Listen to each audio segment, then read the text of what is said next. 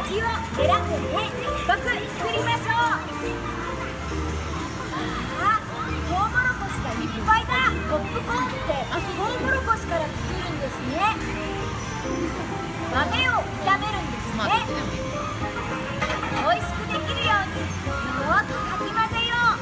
君も手伝ってね。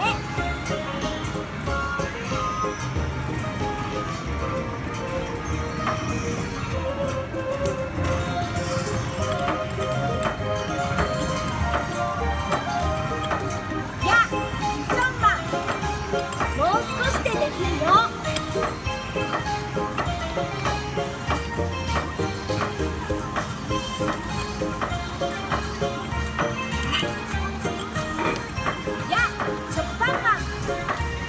少し待つてね。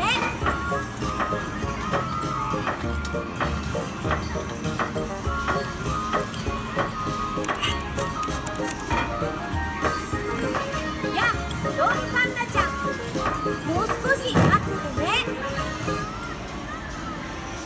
わあ、驚いたな。ありがとう。君のおかげで美味しくできたよ。おっ、よえー、あっちちちちち。カップの底は熱いから気をつけてね。